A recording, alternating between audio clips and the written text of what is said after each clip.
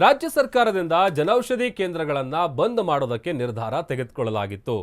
ಹೀಗಾಗಿ ಇವತ್ತು ಬೆಂಗಳೂರಲ್ಲಿ ಬಿಜೆಪಿಯಿಂದ ಮೌನ ಪ್ರೊಟೆಸ್ಟ್ ಅನ್ನು ನಡೆಸಲಾಗುತ್ತೆ. ಮೌನ ಪ್ರತಿಭಟನೆಗೆ ಕಮಲಪಾಳ್ಯ ಸಜ್ಜಾಗಿದೆ.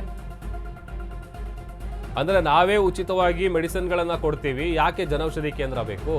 ಅದರಲ್ಲೂ ಈ ಗೌರ್ಮೆಂಟ್ ಹಾಸ್ಪಿಟಲ್ ಆವರಣದಲ್ಲಿರುವಂತ ಮೆಡಿಕಲ್ ಸ್ಟೋರ್ಗಳನ್ನು ತೆಗೆಸೋದಕ್ಕೆ ನಿರ್ಧಾರ ತೆಗೆದುಕೊಳ್ಳಲಾಗಿದೆ. ಕೆಸಿ ಜನರಲ್ ಆಸ್ಪತ್ರೆ ಮುಂಭಾಗ ಬಿಜೆಪಿಗರು ಪ್ರತಿಭಟನೆ. ಮಲ್ಲೇಶ್ವರದಲ್ಲಿರುವಂತಹ ಕೆಸಿ ಜನರಲ್ ಆಸ್ಪತ್ರೆಯಲ್ಲಿ ಕಮಲಪಾಳ್ಯ ಮೌನ ಪ್ರತಿಭಟನೆಯನ್ನ ಮಾಡಿದೆ. ಬಿಜೆಪಿ ಶಾಸಕರು, ಸಚಿವರು, ಬಿಜೆಪಿ ಕಾರ್ಯಕರ್ತರು ಎಲ್ಲರೂ ಕೂಡ ಭಾಗಿಯಾಗಿದ್ದಾರೆ.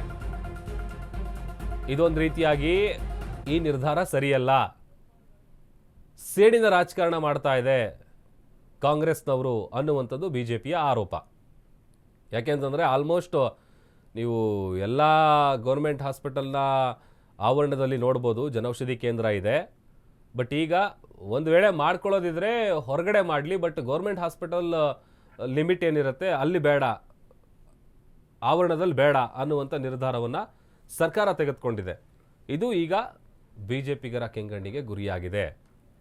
ಹಾಗಾಗಿ ಕೆಸಿ ಜನರಲ್ ಆಸ್ಪತ್ರೆಯಲ್ಲಿರುವಂಥ ಈ ಪ್ರಧಾನಮಂತ್ರಿ ಜನೌಷಧಿ ಕೇಂದ್ರ ಏನಿದೆ ಅಲ್ಲಿ ಮೌನ ಪ್ರತಿಭಟನೆಯನ್ನ ಬಿಜೆಪಿ ಇವತ್ತು ಮಾಡುತ್ತೆ.